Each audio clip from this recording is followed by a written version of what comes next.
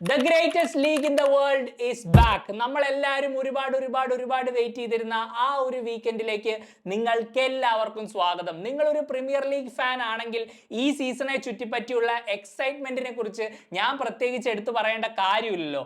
This is a season you cannot miss. ഇന്നത്തെ വീഡിയോയുടെ നമ്മുടെ ഫോർമാറ്റ് ഈ ചാനലിലെ ഒരു സിഗ്നേച്ചർ ഐറ്റം ആണ്.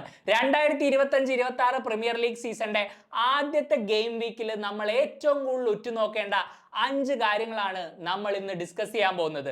ക്വൈറ്റ് ഓണസ്റ്റ്ലി ഒരു പ്രീമിയർ ലീഗ് ഗെയിം വീക്ക് എടുക്കുകയാണെങ്കിൽ അതിലെ 10 മത്സരങ്ങളിലും വളരെ ഇൻട്രസ്റ്റിംഗ് ആയ പല സബ് പ്ലോട്ടുകൾ ഉണ്ടാവും. പക്ഷെ അതിനെക്കുറിച്ച് എല്ലാം ഡിസ്കസ് ചെയ്യാനുള്ള സമയപരിമിതി നമുക്ക് ഉള്ളതുകൊണ്ട് മാത്രമാണ് ഞാൻ ഇത് വെറും 5 എണ്ണത്തിൽ ചുരുക്കുന്നത്. On that note let's get started. നമ്മൾ നോക്കാൻ പോകുന്ന 5ാമത്തെ കാര്യം, ഈ സീസണിലെ ഓപ്പണിംഗ് മത്സരത്തിൽ നിലവിലെ ചാമ്പ്യന്മാരായ ലിവർപൂള് കഴിഞ്ഞ കൊല്ലം നമ്മളെല്ലാം ഒരുപാട് എന്റർടൈൻ ചെയ്ത ബോൺമത്തിനെയാണ് നേരിടാൻ പോകുന്നത്. And both teams don't look the same, albeit for different reasons. നമ്മൾ എക്സ്പെക്ട് ചെയ്ത പോലെ തന്നെ ലിവർപൂൾ ഫ്ലോറിയൻ വെർട്സിനെയും ജെറമി ഫ്രിംപോങ്ങിനെയും സൈൻ ചെയ്തു. But them getting Hugo Ekitike, not many of us saw that coming. പക്ഷേ ക്രിസ്റ്റൽ പാലസിനെതിരെ കമ്മ്യൂണിറ്റി ഷീൽഡിൽ ലിവർപൂളിനേറ്റ ആ ഒരു തോൽവി കുറച്ച് ക്വസ്റ്റ്യൻസ് ഒക്കെ റേസ് ചെയ്ത് കഴിഞ്ഞു. ഇറ്റലിയിൽ പാർമയ്ക്ക് വേണ്ടി കളിച്ചുകൊണ്ടിരുന്ന 18 വയസ്സുള്ള ഹൈലി റേറ്റഡ് ആയ ജിയോവാനി ലിയോണിയെ ലിവർപൂൾ സൈൻ ചെയ്തു എന്നുള്ള വാർത്തകൾ നമ്മൾ കേട്ടു.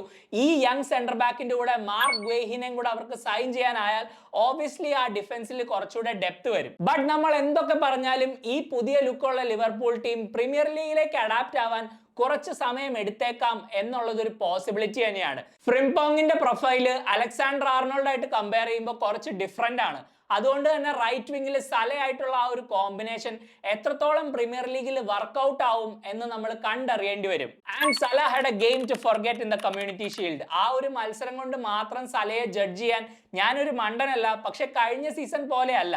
ഇപ്പൊ ലിവർപൂൾ ഹാവ് ഓപ്ഷൻസ്. അവർ അലക്സാണ്ടർ ഈസാക്കിനെ കൂടെ സൈൻ ചെയ്യുകയാണെങ്കിൽ വേ ടു മെനി ഓപ്ഷൻസ്. അതുകൊണ്ട് തന്നെ സലയ്ക്ക് ഒരു ബാഡ് റൺ ഓഫ് ഫോം വരികയാണെങ്കിൽ how can Liverpool justify letting him start ahead of the others? അപ്പൊ അത് തീർച്ചയായിട്ടും ആർനെ സ്ലോട്ടിന് ഒരു തലവേദനയായി മാറിയേക്കാം. പക്ഷേ ഇറ്റ്സ് എ ഗുഡ് തലവേദന to have, unlike Bournemouth. Now imagine you're a cute little club like Bournemouth on the south coast and you're coming off the back of a magnificent season. You finished with your highest ever points tally, equaled your highest ever finish in the Premier League, and your core just gets picked apart. ബോൺമത്തിന്റെ back ഫൈവിലെ 4 main players ആയ Kepa, Dean Huijsen, Illia Zabarnyi, Milos Kerkez ഇവരെല്ലാരും club വിട്ടു കഴിഞ്ഞു. ഞാൻ പുറത്തുനിന്ന് നോക്കുമ്പോൾ നമുക്കിതൊരു വലിയ ദുരന്തമായിട്ട് തോന്നിയേക്കാം. പക്ഷേ ബോൺമത്ത് അഡോപ്റ്റ് ചെയ്യുന്ന സ്ട്രാറ്റജി ഉണ്ട്, buy for cheap sell for a profit. ആ ഒരു സ്ട്രാറ്റജിയിൽ ഇതൊക്കെ ഒരുപക്ഷെ അവർ നേരത്തെ എക്സ്പെക്ട് ചെയ്ത കാര്യങ്ങളായിരുന്നേക്കാം. ആൻഡ് അവർ വലിയ ഹെഡ്ലൈൻസ് ഒന്നും ഉണ്ടാക്കാണ്ട് ലീഗ് വണ്ണിൽ തിളങ്ങിയ 3 താരങ്ങളെ റിപ്ലേസ്മെന്റുകളായിട്ട് കൊണ്ടുവന്നും കഴിഞ്ഞു.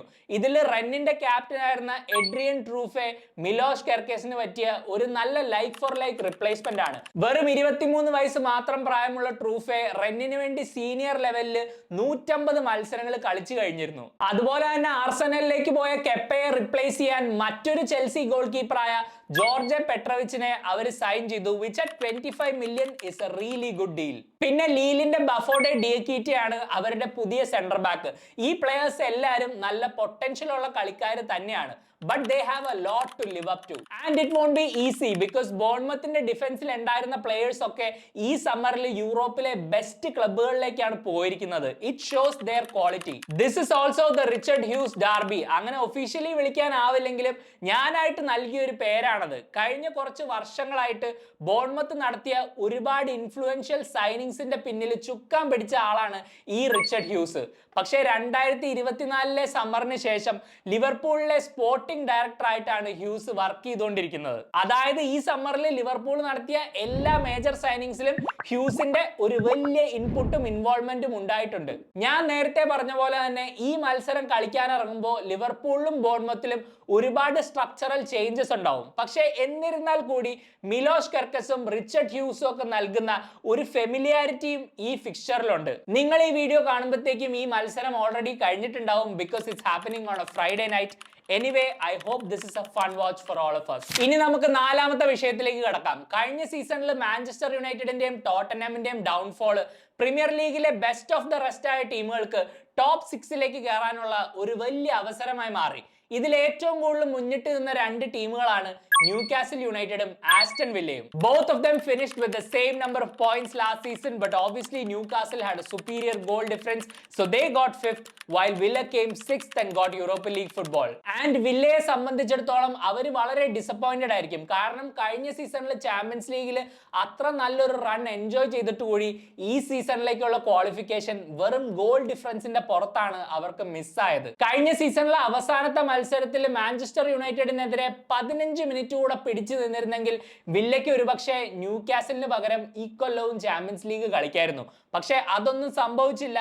എന്തായാലും കഴിഞ്ഞതൊക്കെ കഴിഞ്ഞ് ഇനി നമുക്ക് മുന്നോട്ട് നോക്കാം. ന്യൂകാസലും വില്ലയും വളരെ സിമിലർ ആണ്. അവരുടെ ഈ സീസണിലെ ഒബ്ജക്റ്റീവുകളും ഓൾമോസ്റ്റ് സെയിം തന്നെയായിരിക്കും. ടോപ്പ് 6ൽ ഫിനിഷ് ചെയ്യാൻ ശ്രമിക്കുക, try to have a good cup run, maybe even try to win it. Newcastle actually ഇത് കഴിഞ്ഞ സീസൺ ചെയ്തതാണ്, പക്ഷേ they have had a nightmare summer. Liam Delap, Joao Pedro, Bryan Mbeumo, Hugo Ekitike, Benjamin Sesko, James Trafford ഇവരെല്ലാവരും ന്യൂകാസലിനെ reject ചെയ്തെന്ന് മാത്രമല്ല അവരുടെ premier ലീഗിലെ ഡയറക്റ്റ് റൈവൽസിനെ ജോയിൻ ചെയ്തു കഴിഞ്ഞു.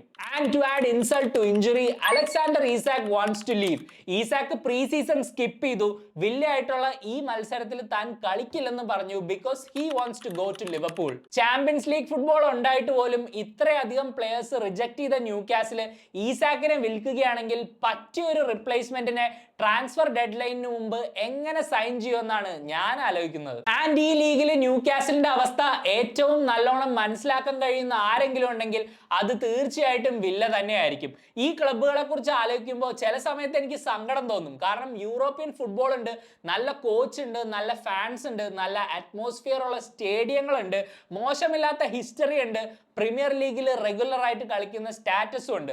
എന്നിട്ട് പോലും ഇവർക്ക് വേണ്ട പ്ലേയേഴ്സിനെ അവർക്ക് അട്രാക്ട് ചെയ്യാനാവുന്നില്ല. ന്യൂകാസലിന് പൈസ ഒരു പ്രശ്നമല്ല, പക്ഷെ വില്ലയെ സംബന്ധിച്ചിടത്തോളം പ്രീമിയർ ലീഗിന്റെയും യുഎഫയുടെയും ഫൈനാൻഷ്യൽ റൂൾസ് ആയിട്ട് കംപ്ലൈ ചെയ്യണം എന്നുള്ളത് കൊണ്ടാണ് അവർ ഈ വിൻഡോയിൽ ഒന്ന് പരിങ്ങി നിൽക്കുന്നത്. അതുകൊണ്ട് തന്നെ 30 മില്യൺ ട്രാൻസ്ഫർ ഫീല് നീസിന്റെ ഐവറി കോസ്റ്റ് ഫോർവേഡായ എവൻ ഗ്യുസോണ്ടിനെ മാത്രമാണ് വില്ല ഒരു മേജർ സൈനിങ് ആയിട്ട് അവരുടെ ഫസ്റ്റ് ടീമിലേക്ക് ഈ സമ്മറിൽ കൊണ്ടുവന്നിട്ടുള്ളത്. പൈസ ഒരു പ്രശ്നമല്ലാത്ത ന്യൂകാസല് ആന്റണി അലാങ്ക, ആരൻ റാംസ്ഡെയിൽ, മാലിക് തിയാവ് എന്നീ സൈനിങ്ങുകൾ ഓൾറെഡി കംപ്ലീറ്റ് ചെയ്തു കഴിഞ്ഞു.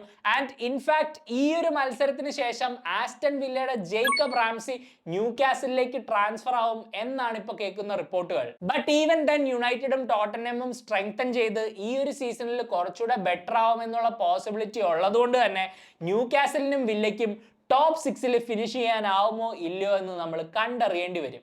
മൂന്നാമത് I'm going to tell you about my favourite story of the weekend. ഇത് ഈ ഗെയിം വീക്കിലെ തിങ്കളാഴ്ച നടക്കുന്ന ഏറ്റവും അവസാനത്തെ മത്സരമായ ലീഡ്സ് യുണൈറ്റഡ് വേഴ്സസ് എവർട്ടണിലാണ്. പണ്ട് ഈ ലീഗിലെ പ്രതാപകാരികളായിരുന്ന ലീഡ്സും പുതിയൊരു യുഗത്തിലേക്ക് ചുവട് വെക്കുന്ന പ്രീമിയർ ലീഗ് ചരിത്രത്തിൽ ഒരിക്കൽ പോലും റെലഗേറ്റ് ആവാത്ത എവർട്ടണും തമ്മിലുള്ള ഈ ഒരു മത്സരം. ഇത്രയൊക്കെ ഹിസ്റ്ററി ഉള്ള ടീംസ് ആയിട്ട് കൂടെ the most intriguing factor about this game is not the teams but an individual. Dominic Calvert-Lewinനെ കുറിച്ചാണ് ഞാൻ പറഞ്ഞു വരുന്നത്. This is a boy who became a man at Everton. 2020-21 സീസണിൽ കാർലോ ആഞ്ചലോട്ടിയുടെ കീഴിൽ എവർട്ടൺ 10ാമത് ഫിനിഷ് ചെയ്തപ്പോൾ ആ സീസണിൽ 33 ലീഗ് മത്സരങ്ങളിൽ 16 ഗോളുകൾ അടിച്ച് എവർട്ടന്റെ ടോപ്പ് സ്കോറർ ആയിരുന്നു കാൽവർട്ട്-ലൂയിൻ. ആ ഒരു സമ്മറിൽ നടന്ന യൂറോ കപ്പിൽ ഇംഗ്ലണ്ട് റണ്ണേഴ്സ് അപ്പ് ആയപ്പോൾ കാൽവർട്ട്-ലൂയിൻ ആ ടീമിന്റെ ഒരു ഭാഗമാവുകയും ചെയ്തു. But ever since then he has had a career to forget. ഇഞ്ചുറിയുടെ മുകളിൽ ഇഞ്ചുറി, ഫിറ്റ്നസ് ഇഷ്യൂസ് ഒക്കെ കാരണം കഴിഞ്ഞ സീസണിൽ വെറും 13 മത്സരങ്ങളിൽ മാത്രമാണ് കാൽവർട്ട്-ലൂയിൻ സ്റ്റാർട്ട് ചെയ്തത്. കുറച്ചാഴ്ചകൾ മുമ്പ് 9 വർഷത്തെ കാലയളവിന് ശേഷം താൻ എവർട്ടൺ വിടുകയാണെന്നുള്ള വാർത്ത കാൽവർട്ട്-ലൂയിൻ പങ്കുവച്ചിരുന്നു. And he will now join Leeds United. What makes it so interesting is not just the fact that he will face Everton on Monday. Calvert Lewin actually Sheffield യുണൈറ്റഡിന്റെ ഒരു academy product ആണ്. And Sheffield is Leeds' biggest Yorkshire rivals. So in many ways, this is like a bittersweet beginning for him. Fitness okay ayal Sheffieldന്റെ ഈ പയ്യൻ ലീഡ്സിന്റെ എല്ലാമായി മാറാനുള്ള സാധ്യതയുണ്ട്. Daniel ഫാർക്കയും ലീഡ്സും അതിനായി മുട്ടുകുത്തി പ്രാർത്ഥിക്കുകയായിരിക്കും. ബിക്കോസ് റെലഗേഷൻ സർവൈവ് ചെയ്യാൻ അവർക്ക് ഗോളുകൾ ആവശ്യമാണ്. ആൻഡ് ഈ ലെവലിൽ എക്സ്പീരിയൻസ് ഉള്ള ഒരേ ഒരു സ്ട്രൈക്കർ ഇപ്പൊ നിലവില് ലീഡ്സിന് കാൽവർട്ട് ലുവിൻ മാത്രമായിരിക്കും. ഇനി പറയാൻ പോകുന്നത് എന്റെ ഫേവറേറ്റ് ക്ലബായ ചെൽസിയെ കുറിച്ച് തന്നെയാണ്. കഴിഞ്ഞ സീസണിൽ ഡിസംബർ വരെ ആർസണലിനും ലിവർപൂളിനും ഒപ്പം ചെൽസി ഒരു സീരിയസ് കണ്ടൻഡർ ആണെന്ന് നമുക്ക് പലർക്കും തോന്നി. പക്ഷെ ഇവൻച്വലി ടീമിന്റെ ഇൻഎക്സ്പീരിയൻസ് സ്റ്റുഡ് ഔട്ട് ഗ്ലെയറിംഗ്ലി. ഇടയ്ക്ക് എവിടേക്കോ വെച്ച് ട്രാക്ക് തെറ്റിയെങ്കിലും we had an amazing finish to the season. Top 4 കയറി, യൂറോപ്പ കോൺഫറൻസ് ലീഗ് ജയിച്ചു, അതുപോലെ തന്നെ ഫിഫ ക്ലബ് വേൾഡ് കപ്പിലും നമ്മൾ ചാമ്പ്യന്മാരായി. സമ്മർ സൈനിങ്സും മരസ്കയുടെ കീഴിൽ വന്നിരിക്കുന്ന ടീമിന്റെ ട്രാൻസ്ഫോർമേഷനോട് കൺസിഡർ ചെയ്യുകയാണെങ്കിൽ ഷുവർലി ഈ season Chelsea one of the contenders ആണെന്ന് ചിലരൊക്കെ ആർഗ്യൂ ചെയ്തേക്കാം. പക്ഷേ ഐ ഡോണ്ട് തിങ്ക് സോ. അതെന്തുകൊണ്ടാണെന്ന് 3-4 കാരണങ്ങളിലൂടെ ഞാൻ നിങ്ങളോട് പറയാം. Number 1 problem, the injury to Levi Colwill. Easily ഞങ്ങളുടെ ബെസ്റ്റ് സെന്റർ ബാക്ക് ഈ സീസണിൽ ഒരു ACL ഇഞ്ചുറി കാരണം ഇനി കളിക്കുമെന്ന് തന്നെ ഒരു ക്ലാരിറ്റി ഇല്ല. This is A massive blow for the club and the player. Colwill fit ആയിരുന്നെങ്കിൽ അടുത്ത സമ്മറിലേക്കുള്ള ഇംഗ്ലണ്ട് വേൾഡ് കപ്പ് സ്ക്വാഡില് തീർച്ചയായിട്ടും ഒരു സ്ഥാനം ഉറപ്പിച്ചേനെ എന്നുള്ളതിൽ ഒരു സംശയവും. ചെൽസിക്ക് ഇപ്പൊ അവൈലബിൾ ആയിട്ടുള്ള സെന്റർ ബാക്സിനെ നോക്കുകയാണെങ്കിൽ ഒരുപാട് റിപ്ലേസ്മെന്റ് ഓപ്ഷൻസ് ഉണ്ട്. ഈവൻ പുതിയ സൈനിങ് ആയ ജോറൽ ഹാറ്റോയ്ക്ക് ലെഫ്റ്റ് സെന്റർ ബാക്ക് കളിക്കാനും കഴിയും. പക്ഷെ ഇതൊക്കെ കൺസിഡർ ചെയ്താലും ഇവരാരും കോൾവിലിന് പകരമാവില്ലെന്ന് എന്റെ മനസ്സ് പറയുന്നു. അടുത്തൊരു മെയിൻ പ്രശ്നം, ലിവർപൂളിനെയും ആർസണലിനെയും പോലെ ചെൽസിക്ക് റിലയബിൾ ആയ 2 ഗോൾ കീപ്പർമാരില്ലെന്നുള്ളതാണ്.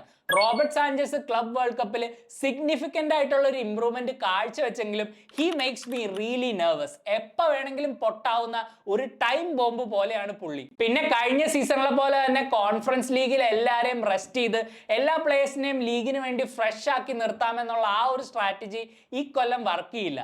ചാമ്പ്യൻസ് ലീഗിന്റെ പുതിയ ഫോർമാറ്റിൽ ഈ സ്ക്വാഡിൽ നിന്നുള്ള ഡിമാൻഡുകൾ വളരെ കൂടുതലായിരിക്കും. ഇതൊക്കെ പറഞ്ഞാലും it is still a really good time to be a Chelsea fan. കാരണം കുറെ വർഷങ്ങൾക്ക് ശേഷം പ്രീമിയർ ലീഗിൽ പ്രൂവൺ ആയ 2 പുതിയ സ്ട്രൈക്കേഴ്സ് ക്ലബിലേക്ക് വന്നു കഴിഞ്ഞു. ജോ പെഡ്രോയും ലിയം ഡെലാപ്പും വളരെ പോസിറ്റീവ് ആയിട്ട് തന്നെയാണ് തുടങ്ങിയിട്ടുള്ളത്. Romeo Lavia, Andrey Santos, Estevao Willian, Jamie Gittens, Jorrel Hato എന്നീ എക്സൈറ്റിംഗ് ആയ യുവതാരങ്ങൾ സ്ക്വാഡിന്റെ ഡെപ്തും ക്വാളിറ്റിയും കൂട്ടുമെന്നുള്ളതിൽ സംശയവും ഇല്ല. അലഹാൻഡ്രോ ഗർനാച്ചോയും ഷാവി സിമൻസും ഡെഡ് ലൈൻ ഡേക്കുള്ളിൽ പുതിയ ചെൽസി താരങ്ങളാവുമെന്ന് തന്നെയാണ് പ്രതീക്ഷ. പക്ഷെ അവർക്ക് പകരം ഒരുപക്ഷെ ഡോണറുമയും മാർക്ക് ഗ്വേഹിയും ഈ ടീമിലേക്ക് വന്നിരുന്നെങ്കിൽ ഞങ്ങൾ കുറച്ചുകൂടെ ഡിഫെൻസീവ്ലി സോളിഡ് ആയനെ. ആ ഒരു defensive solidity maybe it would have gotten us a little more closer to being actual contenders like Liverpool and Arsenal. And ഒന്നാം സ്ഥാനത്ത് the game of the weekend, 2 of England's fiercest rivals now in contrasting situations. Šeško versus Gyökeres, Amorim versus Arteta, Manchester United versus Arsenal at old Trafford. ഈ opening ഫിക്ചറിനെ പറ്റിയുള്ള ഒരു crazy coincidence എന്റെ ശ്രദ്ധയിൽപ്പെട്ടു. 1989-90 സീസണിലും യുണൈറ്റഡും ആർസണലും ആയിരുന്നു അവരുടെ ഓപ്പണിംഗ് മത്സരത്തിൽ നേർക്കുനേർ. അന്ന് ആർസണൽ ഈ ലീഗിലെ ഡിഫെൻഡിംഗ് ചാമ്പ്യന്മാരായിരുന്നെങ്കിൽ യുണൈറ്റഡ് ഒന്നിനും കൊള്ളാണ്ട് പുതിയ ഓണേഴ്സിന്റെ കീഴിൽ ശുഭാപ്തി വിശ്വാസം കൊണ്ട് മാത്രം ദിനരാത്രങ്ങൾ തള്ളി നീക്കിക്കൊണ്ടിരിക്കുകയായിരുന്നു. ആ സമ്മറിലെ ട്രാൻസ്ഫർ വിൻഡോയിൽ അലക്സ് ഫെർഗൂസൻ ടീമിന്റെ ഡിഫൻസിലും മിഡ്ഫീൽഡിലും അറ്റാക്കിലുമായിട്ട് പോൾ ഇൻസും ഗാരി പാലിസ്ട്രോ ഒക്കെ അടങ്ങുന്ന 4-5 ഹൈ ക്വാളിറ്റി പ്ലേയേഴ്സിൽ നല്ല പൈസ മുടക്കി. ആൻഡ് ആ മത്സരത്തിൽ യുണൈറ്റഡ് ആർസണലിനെ 4-1 മുട്ടുകുത്തിച്ചത്.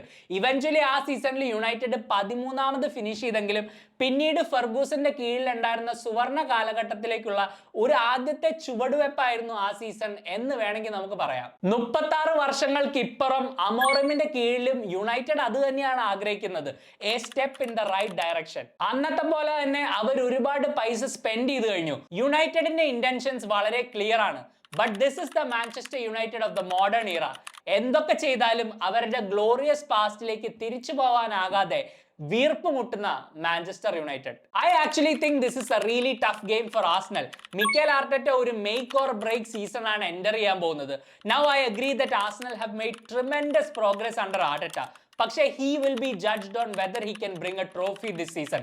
ഇത് മറ്റാരെക്കാളും വളരെ ക്ലിയർ ആയിട്ട് ആർട്ടറ്റയ്ക്ക് അറിയുകയും ചെയ്യാം. ആർസണൽ അവർക്ക് ആക്ച്വലി വേണ്ട സൈനിങ്സിനൊക്കെ വളരെ എഫിഷ്യന്റ് ആയിട്ട് കൊണ്ടുവന്നു കഴിഞ്ഞു.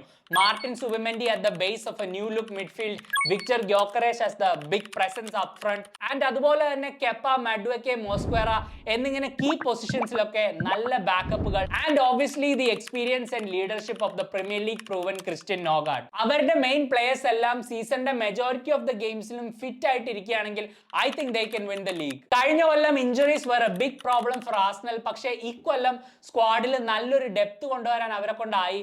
ലിവർപൂൾ സ്ക്വാഡ് സ്ട്രെങ്തൻ ചെയ്തിട്ടുണ്ട് എന്നുള്ളതൊക്കെ ശരിയാണ്, പക്ഷെ അവർ ഡിഫെൻസീവ്ലി സ്റ്റിൽ കുറച്ച് ലൈറ്റ് ആയിട്ട് എനിക്ക് ഫീൽ ചെയ്തു. ആൻഡ് ഓബ്വിയസ്ലി ആർസണൽ ചാമ്പ്യൻസ് ലീഗിന് കൊടുക്കുന്ന പ്രയോറിറ്റിയൊക്കെ കൂടുതൽ ലിവർപൂൾ കൊടുക്കാനാണ് സാധ്യത, because that competition is such a huge part of the history. ഇതെല്ലാം കൂടെ കൂട്ടി വായിക്കുകയാണെങ്കിൽ I believe Arsenal are strong favourites for the title.